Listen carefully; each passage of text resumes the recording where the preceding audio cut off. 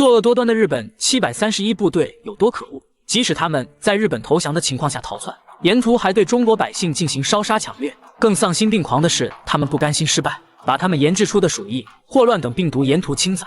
他们临滚蛋的时候还不忘祸害中国人，真想一苍蝇拍，把日本岛给拍到海平面下面去。而列车上的司机，他们是中国人，不愿成为小鬼子逃跑的帮凶。他们勇敢地打死了监管他们的小鬼子，跳车逃走。小鬼子追上他们后，不杀死他们，而是给他们注射了霍乱病毒，好让他们去传染给其他中国人。小鬼子在尽他们最大的努力来伤害中国人，而残忍的小鬼子对他们的同胞一样无情。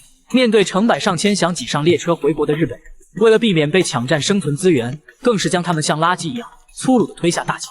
如此残忍的小鬼子，他们却没想到，就在他们车厢中，一个感染了超级鼠疫病毒的小鬼子已经进入了传染期，身边不少人开始莫名的咳嗽起来。而此时，他身边的鬼子还高兴地欣赏他们曾经的杰作。这一张张控诉着他们罪恶行径的照片，在毫无人性的鬼子眼中，竟然如同艺术品一样珍贵。一个鬼子开始有所良心发现，他想毁掉这些过往，却遭到其他鬼子的阻拦。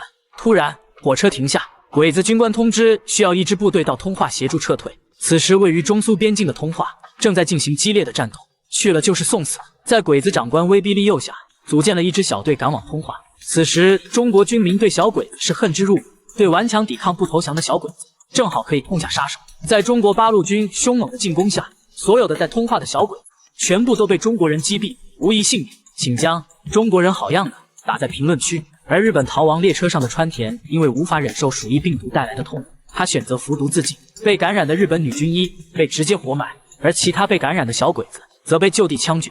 他们返程途中不断受到中国和苏联军队的进攻，遍地都是小鬼子的尸体。我只想说，这是你们应有的结局，我们没有资格替先辈原谅。